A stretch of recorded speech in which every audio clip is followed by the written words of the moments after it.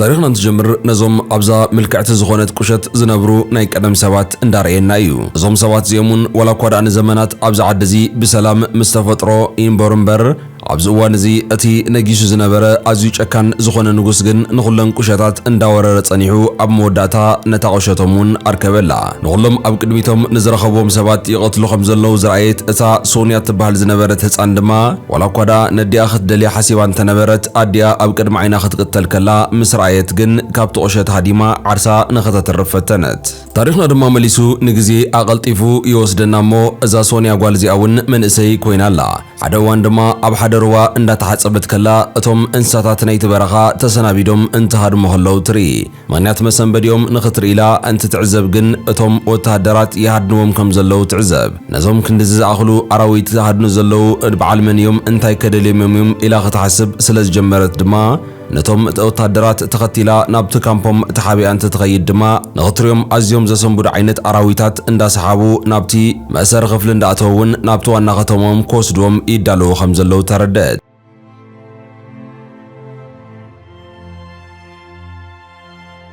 ነቲ ናይ ማጂክ መጽሓፍ ኣሎ ተባሂሉ ኣብዚ ቁሸት ዝርከብ ደልየ ክረኽቦየ ነዚ እውን ክትሕግዘኒ ኢኻ በሎ። ኣቶ ምሁር ግን ነቲ መጽሓፍ ክረክብ እንተኾንካ ናይ ግድን በቶም ኣማልኽቲ ዝተመረፅካ ክትከውን ይግባእ እንተዘይኮይኑ ግን ኣብቲ ጫካ ኣቲኻ ብሂወት እውን ክትወፅእ ይትኽእል በሎ። እቲ ንጉስ ድራጎን ግን ኩል ግዜ ብሳይንስን ምርምርን እምበር በዚ ከምዚ ዓይነት መንፈሳዊ ነገር ዘይኣምን ስለ ዝነበረ በዚ ሓሪቑ ነቲ ጀነራሉ ድማ ነቲ ምሁር ንኽቐትሎ ኣዚዝዎ ሽዑ ንሽዑ ከም ዝቕተል ገበሮ። ነዚ ጉዳይ እዚ ዝበለጸ ንኽተጻረ ድማ ነታ ኣኒዝያ ትበሃል ዝነበረት ካብቶም ጀነራላት ናይቲ ንጉስ እታ ሓንቲ ቀሪባውን እንታይ ፍጠር ከም ዘሎ መብራህርሃ ክለይዶ ኢላ ትዛረባ። ኣኒዝያ እውን ዋላ እኳ ዳኣ ክተብራህርህላ ጀሚራ እንተነበረት ኣብ መንጎ ግን ንዓኺ ንኸብራህርህኮ ግድን ኣይኮነን ክትብል ጎራዲኣ ብምውፃእ ንሶንያ ክትገጥማ ጀመረት። ሶንያ እውን ናይ ዋዛ ስለ ዘይነበረት ኣብ መንጎ ክልቲአን ከቢድ ዝበሃል ግጥም እንዳተኻየደ እዩ ነይሩ። ኣብዚ መንጎ እዚ ድማ ናይ ጎራዴታት ድምፂ ዝሰምዐ እቲ ንጉስ ድራጎን ናብቲ ከባቢ ይመጽእ እሞ ብኢዱ እንዳጣቕዐ ከምዚ ዓይነት ግጥም ኣብቲ ዋና ከተማና ኣብ ዘሎ ኣሪና ከነካይድ ይግባእ እዩ ንፉዓቲኽን እንዳበለን ከሎ ሶንያ ድማ እዚ ወዲ እዚ መን እዩ ኢላ ትኹረታ ተሰሪቓ እንዳሃለወት ካብቶም ጀነራላቱ እቲ ሓደ ብድሕሪኣ መፅኡ ኣብ ርእሲ ሃሪሙ ውንኣ ከም እትስሕት ገበራ። ናብ ውንኣ ምስ ተመለሰት ግን ኢዳን እግራን ኣብ ዝኾነ ኦም ተኣሲራ ከም ዘላ ትርኢ እሞ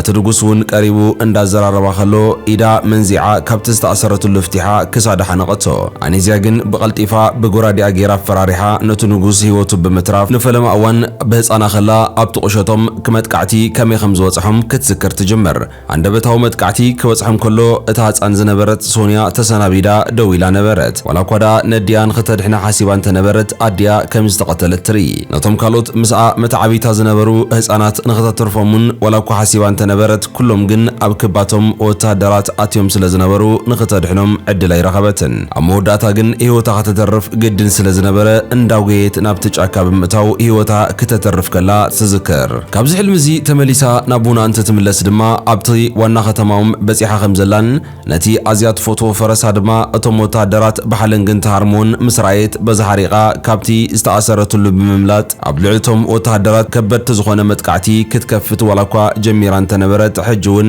ሒዞም ናብቲ መዕፀዊኣ ዝነበረ ሳንዱቕ ኣእተውዋ። ሕጂ እውን ውንኣ ትስሕት እሞ ድሕሪ ዝተወሰነ ደቓይቕ ናብ ውንኣ ክትምለስ ክትብል ግን ሕልሚ ዝመስል ሓንቲ ኣዲኣ ትመስል ሰበይቲ ትረኣያ። ቀረብ ኢላ እንትትሪኣ ግን ካልእ ዓባይ ሰበይቲ ከም ዝኾነት ትርኢ እሞ ነታ ሰበይቲ እውን ክሳዳ ሓኒቓ ብኻራ ሒዛ ክቐትላየ ወይ ስዶድኒ ክትብሎም ትጅመር። ብዘገርም ኩነታት ግን እቶም ኣብ ጥቓ ዝነበሩ ሰባት ወታደራት ናይቶም ንጉስ ዘይኮኑስ ከምኣ ዝበሉ ዝተተሓዙ ኣብዚ ሕጂ እዋን እውን ከም ባሮ ትቁፀሩ ስለ ዝነበሩ ነዛ ሰበይቲ እዚኣ ምቕታል ትርጉም ከም ዘይብሉን እትረኽቦ ጥቕሚ ከም ዘይብሉን ተረዲኣውን ትሰዳ። ንምሽቱ ድማ ካብቶም ኣማኸርቲ ናይ ንጉስ ድራገን ዝነበረ ናብቲ ንጉስ ቀሪቡ ንምንታይ ምስዚ ጫካ እዚ ፍሉይ ዝኾነ ፍቕሪ ሒዝካ ከም ዘሎን ናብቲ ጫካ ምምላስ ከም ዘብዛሕካን ኣይተረድአንን እሞ እዚሲ መረዳእኻ ነዶ ክብል ሓተቶ። እቲ ንጉስ ዝሃቦ መልሲ ግን ዘገርም እዩ ነይሩ። እቲ ቅድመይ ዝነበረ ንጉስ ኣንዘስ ኣብ ጫካ ዝነበሩ ሰባት ከጥፎም ከሎ ዋላ እኳ ዳርጋ ኩሎም ቀቲልዎም እንተነበረ ገለገሊኦም ግን ነዚ ናይ ማጂክ መጽሓፍ እዚ ሒዞሞ ናብቲ በረኻ ጠፍዮም እዮም። እታ ፍርቂ ረኺበያ ክሳብ ሕጂ ኸጽንዓ ጸኒሐ ምሽጥሩ ምስ ፈታሕክዎ ድማ ካብቶም ዝረኸብኩም ብዙሓት ምሽጥራት እቲ ሓደ ህፃን ኣሎ። እዚ ህፃን እዚ ድማ ካብ ህፃኑ ጀሚሩ ብዙሓት ዓለማዊ ፍልጠታት ናይ ተፈጥሮ ፍልጠታት ሒዙ ስለ ዝዓቢ ኣብ መወዳእታ እውን ንጉስ ክኸውን ዝብል ትንቢት ረኺበ ኣለኹ እዚ ትንቢት እዚ ድማ መወዳእቱ ከመይ ከም ዝኸውን የገድሰኒ ይበሎ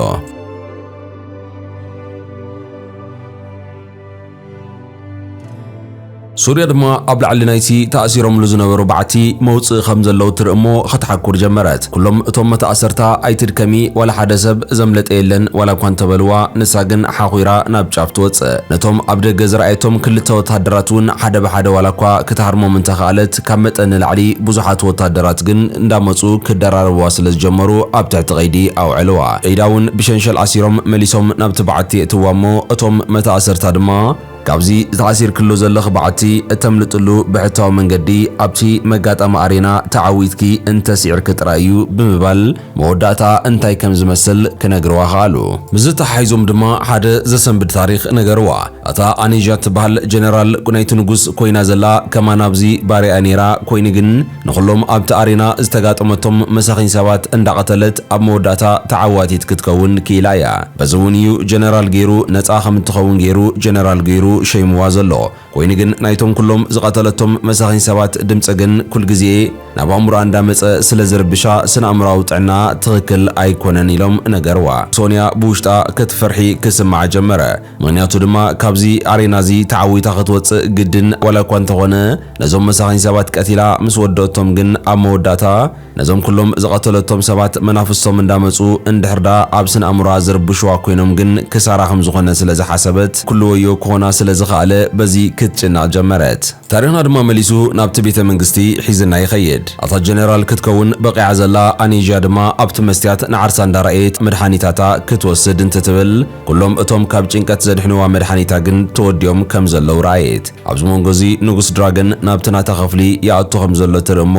ንኣይ ከድሕነኪ ኢልካ ቃልኣቲ ኻለይ ነርካ ሕጂ ግን መድሓኒተይ ወዲየ ዘለኹ እቶም መድሓኒት ዳ ኣይተምፀለይ እንዲኻ ኢላ ተሓቶ ንጉስ ድራገን ብወገኑ እቶም መድሓኒት ብግዚኦም ክመፅኦም ትዕግስቲ ግን ክትገብሪ ይፅበየኪ እንዳበለ ከረጋግዓ ወላ እኳ እንተፈተነ እቶም ክሳብ ሕጂ ዝቐተለቶም ሰባት ግን መናፍስቶም እንዳመፁ የጨንቕዋ ከም ዘለው ታሪኽና የርእየና ናብቲ ባዕቲ ተመሊስና እንትንኣቱ ድማ ኣብዚ ሕጂ እዋን ሶንያ ምስቶም መተኣሰርታ ክትላለ ጀሚራ ዘላ ካብቶም ቀዲሞም ዝተላለይዋ ድማ እቲ ሓደ ኦዘን ይበሃል ምስ ኦዘን እውን ፍሉይ ቅርበት ትምስርት ከም ዘላ ዝረኣየት ፔትራ ድማ ናብ ሶንያ ቀሪባ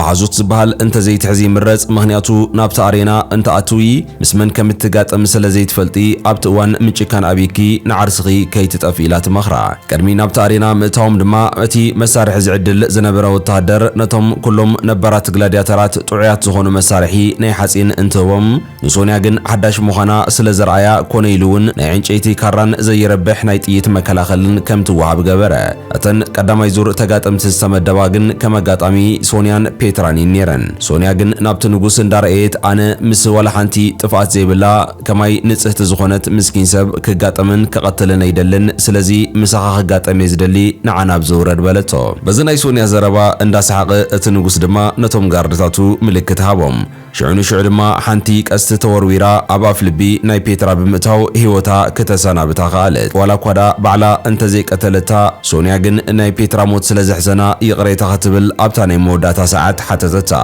ሽዑ ግን ብዙሓት ናይ ሓፂን መከላኸሊ ዝተኸደኑ ወታደራት ናብ ኣንፈት እንዳተወርወሩ ክቐትልዋ ይመፁ ከም ዘለው ረኣየት ሶንያ እውን ነቲ ናታ ናይ ዕንጨይቲ ጎራዴ ደርብያ ነቲ ናይ ፔትራ ናይ ሓፂን ጎራዴ ብምሓዝ ምስቶም ወታደራት ግጥም ጀመረት ሶንያ ኣዝያ ቅልጥፍትን ጨካንን ስለ ዝነበረት ነቶም ወታደራት ወላ ኳዳ ብሓፂን ተሸፊኖም ይንበሩ እምበር ነተን ኣብ ከባቢ እግሮም ክሳዶምን ጎኖምን ዘለዋ ክፍተታት ግን ብዝግባእ እንዳተጠቐመት ንኹሎም ሓራሪዳ ኣብቲ ኣሬና ተዓዋቲት ክትከውን ከኣለት እቲ ንጉስ ድራጎን ድማ ብናይ ብቕዓት ናይ ሶንያ ኣዝዩ ስለ ዝተገረመ የንጨብጭበላ ነበረ ናብቶም መተኣሰርታ ምስ ተመለሰት ድማ እቲ ናይ ክሳድ ሃብል ናይ ፔትራ ዝነበረ ነፍቃሪያን ፔትራ ትህቦሞ ኩሎም እውን ብሓንሳብ ብምዃን ነቶም ዝሞቱ ግላድያተራት እውን በቲ ጥንታዊ ናይ ባህሎም መዝሙር ብምግባር ንመስዋዕትነቶም ክዝከርሎም ከኣሉ ንምሾቱ ድማ ካብቶም መማኸርቲ ናይ ድራጎን ንጉስ ዝነበረ ሓደ ዮክ ዝተባሃለ ሓደገኛ ጥንታዊ መሳርሒ ሃቦ እቲ መሳርሒ ድማ ክልተ ክፋል ዘለዎ እንትኸውን እቲ ቀዳማይ ክፋል ኣብ ዝኾነ እንስሳ ኣብ ርእሱ ትገጥሞ ነታ ካልእትን ንእሽተይን ዝኾነት ክፋል ድማ ከም ሪሞት ተጠቒምካ ነቲ ኣብ ርእሱ ተገጢሙሉ ዘሎ ዝኾነ ይኹን ፍጥረት እውን ከም ድላይካ ብሪሞት ብምእዛዝ ድላይካ ዓይነት ስራሕ ንኽሰርሕ ዘኽእለካ መሳርሒ እዩ። ኣብ እንስሳታት እዚ ፈተነ እዚ ዋላ እኳ ዳ ዕውት እንተነበረ ኣብ ዝተፈላለዩ ግላድያተራት ሞኪሩ ግን እዚ ክዕወተሉ ከም ዘይከኣለን ኩሎም ከም ዝሞቱን ዝገለጸ እቲ ንጉስ እታ ተሪፋ ዘላ ፍርቂ ናይቲ ማጂክ መጽሓፍ እንተረኺቡ ግን ነዚ ፈተነ እዚ ዕውት ብምግባር ብሪሞት ክቆጻጸሮም ዝኽእል ወተሃደራት ክፈጠር ከም ዝኽእል ነቲ ኣማኻሪኡ እንዳነገሮ እዩ ነይሩ።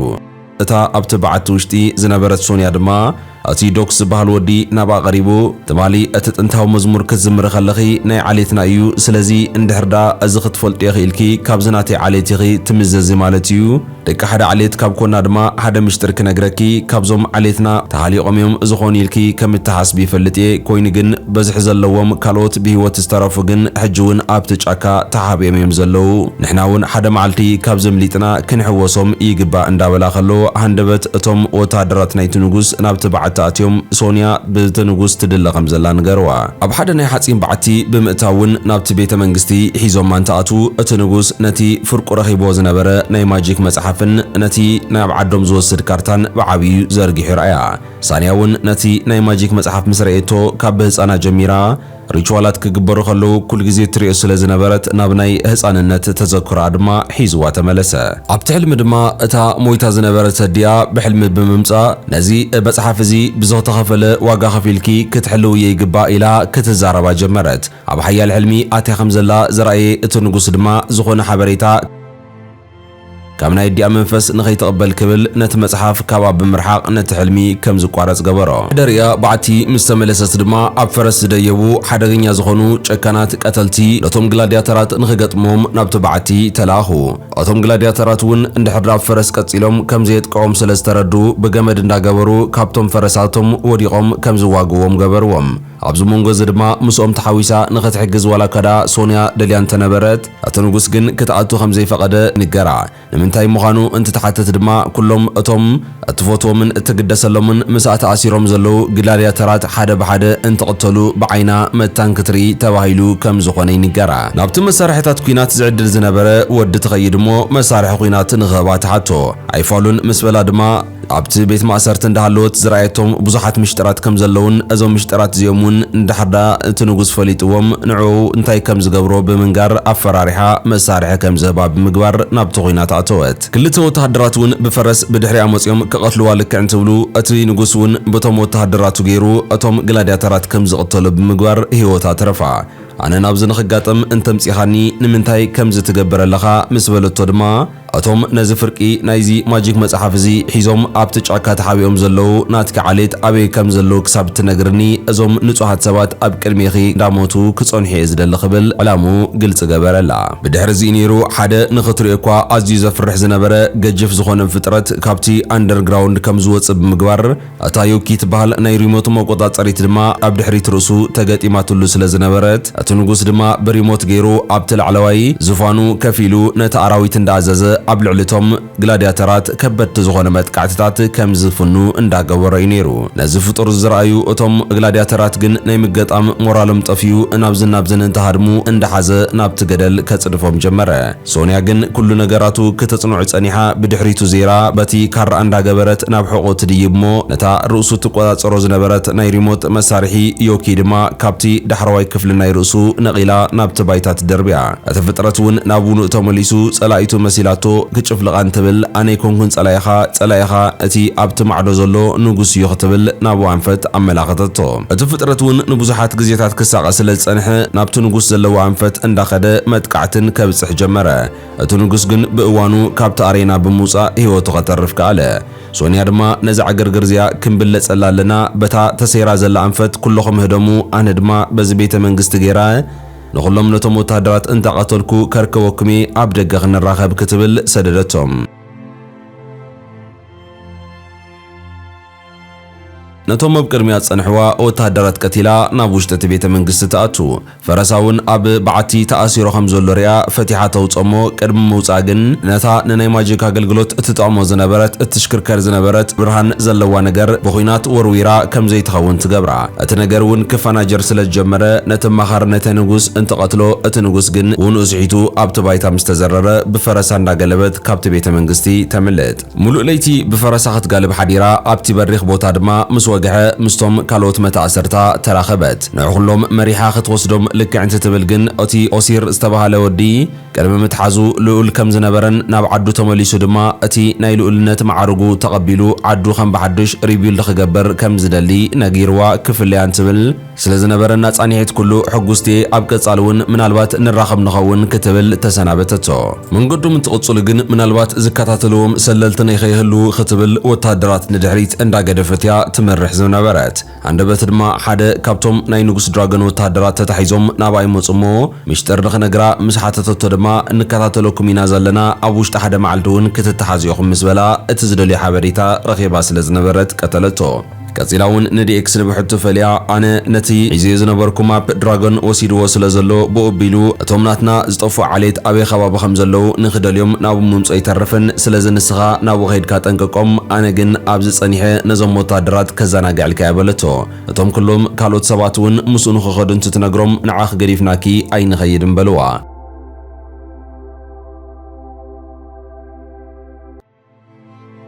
እቲ በዝጋጢሞ ዘሎ ኽሳራ ኣብ ከቢድ ሕርቃን ዘሎ ንጉስ ድራገን ድማ ንዕኦም ንኽደሊ ኣብ መንገዲ እንዳኸደ ኸሎ ካብተን ናቱ ዝነበራ ከተማታት እቲ ሓንቲ ተቓጺላ ሙሉእ ሓመድ ኮይና ከም ዘላ ረኣየ እታ ጀነራሉ ዝነበረት ኣኔዥያ ድማ በዚ ኽትጨናነቕ የብልካን ተረጋጊዕና ነዞም ሰባት ክነጥፎም ኢና እንዳበለቶ እያ ነይራ ኣብዚ መንጎ እዚ ግን ብቕድሚቶም ኮይና ሶንያ ትመጽእ እሞ ካብቶም ወታደራቱ ነቲ ሓደ ከም ዝቐተለቶ እቲ ቁራጹ ኣብ ቅድሚኦም ደርበየቶ ንጉስ ድራገን እውን እንተኾነ በቲ ወታደር ኣቢሉ ነቲ ንሳሊኢኻቶ ዝነበረት ዴክስውን ኣብ መንገዲ ረኺቦም ከም ዝቐተልዎ ነቲ ቁራጽ ናይ ኣካሉ ኣብ ቅድሚያ ደርቦ ኢላ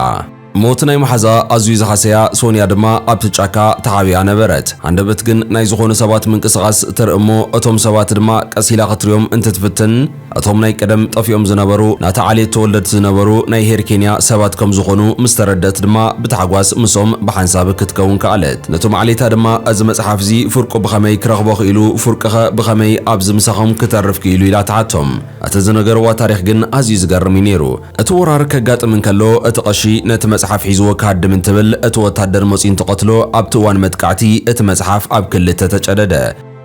እቲ ወታደር ድማ ነቲ ፍርቂ ናይቲ መጽሓፍ ኩሉ ሙሉእ መሲልዎ ሒዝዎ ካድም እንትብል ሄስፔራ መጽያ ብድሕሪኡ ትቐትሎ ካልእ ወታደር መጺኡን ግን ንሄስፔራ ኣብ ትሕቲ ቀይዱ ዒሉ ሒዝዋ እንትትኸይድ ካብቶም ሄርኬናውያን ህፃን እዚ ኩሉ እንትፍጠር ተሓቢኡ ዝርአ ዝነበረ ግን ነታ ፍርቂ መጽሓፍ ሓቢእዋ እንትትተሓዝውን ኣብ ውሽጢ ክዳኑ ሓቢኡ ሒዝዋ መጺኡ ነይሩ ምስጢራት ናይቲ መጽሓፍ እውን ኣብ ውሽጢ ቤት ማእሰርቲ ሓደ ብሓደ ከጽንዖም ጀሚሩ ኣብ መወዳእታ ኩሉ ምስጢራት ስለ ዝፈለጠ ግን ካብቲ ቤት ማእሰርቲ ብምምላጥ በቲ ጥበብ ተጠቒሙ እውን ንጉስ ክኸውን ክኢሉሎ እቲ ንጉስ ድማ እቲ ሕጂ ንዓና ዝሃድነና ዘሎ ንጉስ ድራገን እዩ ክብሉ እቲ ምስጢር ነገርዋ ንምሸቱ ግን ናይ ንጉስ ድራገን ወታደራት ኣብቲ ጫካ በፂሖም ስለ ዝነበሩ ኣብ ልዕሊ እቶም ሄርኬናውያን ከበድቲ ዝኾነ መጥቃዕቲ ከብጽሑሎም ጀመሩ ኣብ መንጎ ክልቲኦም ወታደራት ግጥም እንትግበር ድማ ከካብ ክልቲኦም ወገን ቀለልቲ ዘይባሉ ወታደራት መስዋዕቲ ክኸፍሉ ጀመሩ ኣብዚ መንጎ እዚ ግን ሶንያ ሓደ ሓሳብ ስለ ዝመጸላ ንኹሎም ነቶም ሄርኬናውያን ንድሕሪት ናብቲ ጫካ ብምእታው ንኸምሉጥ እንትትነግሮም ንዓርሳ ግን ኣብኡ እንዳተጋጠመት ትጸንሕ ኣብታ ናይ መወዳእታ ሰዓት ድማ እታ እንድሕርዳ ናይ ሶንያ ክሳድ ቆሪጽኪ እንተምጽኽለይ ክምርዖኪ ተባሂላ ቃል ተኣትየላ ዝነበረት ጀነራል ኣኔዥያ ድማ ብዝገርም ጭካነ ምስ ሶንያ ክትጋጠም ጀመረት ናይ ክልቲአን ገናይ ምግጣም ክልተን ወላኳዳ ተቀራራባይ እንተነበረ ኣብዚ ሕጂ እዋን ግን ጀነራል ኣኔዥያ ንሶንያ በርቲዓታ ስለ ዝነበረት ኣብ ዝተኸፈላለየ ክፋል ሰብነታ በቲ ጎራድያ መጥቃዕቲ ብምብጻሕ ከም እትዳኸም ጌራ ናብቲ ባይታ ከም እትዘረር ትገብራ ኣብታ ናይ መወዳእታ ድማ ክሳዳ ንኽትቆርጻ ልክዕ እንትትብል እቲ ናይ ሶንያ ዝነበረ ፈረስ ንጀነራል ኣኔዥያ ሃሪሙ ናብቲ ባይታ ከም እትወድቕ ብምግባር ኣብቲ ባይታ በጢሉ ሶንያ ንኽትድይቦ ከም ዝምችወላ ገይሩ ልክዕ ምስ ደየበቶ ድማ ሒዝዋ ናብቲ ጫካ ካሃድም ካለ ናብቲ ኩሉ ግዜ ካብ ህፃና ጀሚራ እትጽልየሉ ዝነበረ ሓደ ሩባ ሒዝዋ ይኸይድ እሞ ኣብቲ ሩባ ድማ እታ ዝሞተት ኣድያ ብመንፈስ ዝመጸት ብዝመስል ኩነታት እውን ነቲ ናታ ተዳኺሙ ዘሎ ኣካላታ ናብቲ ማይ ሒዛቶ ብምእታው ንስኽን ተሞይትኪ እዞም ህዝብና ኣብ ሓደጋ እዮም ዘለው ስለዚ ሓይሊ ክኽተጠንክሪ ይግባእ እንዳበለት ኩሉ ማሕሰይቲ በፂሕዎ ዘሎ ኣካላታውን ናብ ጥዑይ ንኽምለስ ብገበረታ በተኸለ ሸነኽ ድማ ስቶም ሶንያ ንኸምልጡ ሰዲዳቶም ዝነበሩ ህዝባ ግን ኣብ ትሕቲ ቀይዲ ናይ ንጉስ ድራጎን ውዒሎም ነበሩ። እታ ሃስፔራ ትበሃል ጓል ድማ ኣብ ክንዲ ንጉስ ኢላ ትጽውዖ በቲ ናይ ቀደም ሽሙ ትጽውዖ እሞ በዚ ዝሓረቐ እቲ ድራጎን ድማ ብጽፍዒት እንዳሃረመ እቲ ናይ ቀደም ንስኺ ትፈልጥዮ ቆልዓ ኣብዚ ሕጂ እዋን የለን ኣነ ንጉሴ ብኽብሪ ኣዛርብኒ እንዳበላ ተፍትሽን ትገብረላ ድማ እቲ ንዘመናት ክደልዮ ዝጸንሐ ፍርቁ ዝተቖረጸ መጽሓፍ ኣብ ውሽጢ ክዳና ረኺቡ ነቲ መጽሓፍ ንዓርሱ ብምውሳድ ነቶም ወታደራቱ ቀተልዋ በሎም። እቶም ወታደራቱ ግን እዛ ጓል እዚኣ ፕሪስተስ እንትትኸውን በቲ ናቶም ባህሊ ድማ ፕሪስተስ ማለት ኣብ ቤተ መቕደስ ተገልግል ከም ቀሺ ጓል ማለት እዩ። ኣብ ህይወቶም መርገም ከም ዝመጾም ስለ ዝፈልጡ ድማ ኩሎም ኣይንቐትላን እንዳበልዎ እዮም ነይሮም። አንደበት ግን ሓደ ወታደር ሕራይሉ ክቐትላ ልክዕ እንትብል ሓንቲ ቀስቲ መጽያ ኣብ ክሳዱ ወግያ ከም ዝመውት ትገብሮ በበይ መጽያ ኢሎም እንትርዩ ድማ እታ ሞይታ ኢሎም ሓሲቦማ ዝነበሩ ሶንያ ኣብ ብልዕሊ ፈረስ እንዳጋለበት ናብ ማንፈት ትመጽእ ነበረት። እቲ ፕሪንስ ዝነበረ ኦሲር እውን ምሳን ክሓብር ስለ ዝተሰማምዐ ወታደራቱ ሒዙ ሓገዝ እንዳገበረላ ነበረ። ናይ ክልቲኦም ወገን ብሓንሳብ ብምዃን ኣብ ልዕሊቶም ወታደራት ከበድቲ ኽሳራ ከብጽሑ ስለ ዝጀመሩ እቲ ንጉስ ድማ ወታደራቱ ንኸይውድዎ ክብል ናብቲ ቤተ መንግስቲ ንኸምለሱ እቲ ማዕጾውን ዓጸዎ። ሶንያ ግን ሕጂውን ናብቲ ቤተ መንግስቲ መንደቕ ሓኺራ ዘሊላ ብምእታው ኣብ ልዕሊቶም ወታደራቱ ከበድቲ ኽሳራታት ከተብጽሐሉ ትቕጽል። ኣብቲ ውሽጢ ቤተ መንግስቲ ድማ ነቲ መጽሓፍ ከንብቦ ዝጀመረ ድራጎን ኣብ ውሽጡ ስለ ዓለም ተፈጥሮ ክትከናኸና ከም ዘለካን ባላንስ ክትገብር ከም ዘለካን ስለ ሕዌትን ስለ ፈውስን እምበር ንዕኡ ንኹናት ዝጠቕሞ ምሽጥር ከም ዘይብሉ ምርኣዩ ኣዝዩ ሓረቐ። ቀጺሉ ድማ ናብ ጀነራል ኣኔዥያ ቀሪቡ ንሶንያ ንኽትቀትለሉ ክልምናን ክምሕፀናን ጀመረ። ጀነራል ኣኔዥያ ብወገና እንድሕር ዛ ጓል ካብ ሞት ክትምለስ ኪላ ሓደገኛ ስለዚ ነዛ ጓል ክሳብ ክንዱ ክትቀትላ ንምንታይ ደሊኻ በለቶ። ኣብታ ናይ መወዳእታ ሰዓት ክሒዳቶ ከም ዘላ ዝረኣየ ድራጎን እውን ብሓደ ኣዝዩ በሊሕ ዝኾነ ካራ ክወግኣ እንትብል እንሳውን ቀዲማ ተወገሞ ክልቲኦም ተወጋጊዮም ናብቲ ባይታ ወደቑ። ሶንያ እውን ናብቲ ውሽጢ ቤተ መንግስቲ ልክዕ ምስ ኣተወት ጀነራል ኣኔዥያ ዘይሞተት ከም ዘላን እቲ ንጉስ ድራጎን እውን ካብቲ ክፍሊ ወፂኡ እንዳምለጠ ከም ዝረአየቶን ትነግራ። ነቲ ዝነጠበ ደሙ እንዳተኸታተለት እንትትኸይድ ድማ ኣብ ሓደ ኣብዝዩ በረኻ ዝኾነ ቦታ ትረኽቦ። ኣብኡ ወዲቑ እንዳሃለወ ነቲ መጽሓፍ እንዳቐደደ እንዳጨበጠ እንዳደረበዮ ትርእሞ እዚ መጽሓፍ እዚ ፓወር ዝህበኒ መሲልኒ ንብዙሓት ዓመታት ክደልዮ ጸኒሐ ኣብ መወዳእታ ግን ጥቕሚ ከም ዘይብሉ ተረዲእ ንበላ። ሶንያ ብወገና እዚ መጽሓፍ ዝኮ ካብ ቀደሙ እንተኾነ ከመይ ምስ ተፈጥሮ ተሰማሚዕካ ትነብርን ከመይ ጌርካ ባላንስ ትሕሉን ይምበር ንሰባት ንኽተጥፈሉ ዘኽእል ጥበብሲ ካብ ቀደሙን ኣይነበሮን ትብሎሞ እዚ ኩሉ ነገር ጌረን ተብቅዕ ኣብ መወዳእታ ግን ክመውት ምዃነይ ምፍላጠይ ፈሪሐ ዘለኹ ንብሕተይ ሙማት እውን ከም ዝኸፍርሐኒ ኢለ ኣብ ህይወት ዘመነይ ሓሲበ ኣይፈልጥን በላ። ወላ እኳ ዳ ብዙሕ ኽሳራ ዘብፅሕላ ሰብ እንተኾነ ኣብ መወዳእታ ግን ብፍርሒ ከም ዝንብሕቶ ክመውት ስለ ዘይደልየት ክሳብ ህይወቱ ትሓልፍ ግን ኣብ ጎኑ ኮይና ክተጻውቶ ጸንሐት። ህይወቱ ምስ ሓለፈት ድማ ተመሊሳ ናብቲ ቁሸት ትኸይድ እሞ ምስቶም ነበርቲ ናይታ ቁሸት እውን ናብቲ ናይ ቀደም ላይፍ ስታይሎም ንኽምለሱ ብሓንሳብ እንትሰርሑን እቲ ናይ ቀደም ሕጉስ ዝኾነ ህይወቶም ምንባር እንትጅምሩን ድማ ታሪኽና የብቅዕ። ፍትዋት ተኸታተልተይ እታ ንሎሚ ሒዘልኩም ዝመጸኹ ታሪኽ ነዛ ክሳብ ሕጂ ከተከታተልዋ ዝጸናሕኩም ትመስል ነይራ። ምሳኹም ጸናሕኩ ቲኬ ሓውኩም ነይረ። ኣብ ቀጻሊ እውን ብኻልኦት መሰጥቲ ዝኾኑ ታሪኻት ክሳብ እንራኸብ ድማ ኩለኹም በቢ ዘለኹሞ ሰሰናይ ኩሉ ይግጠምኩም እንዳበልኩ ፍልየኩም ሰላም።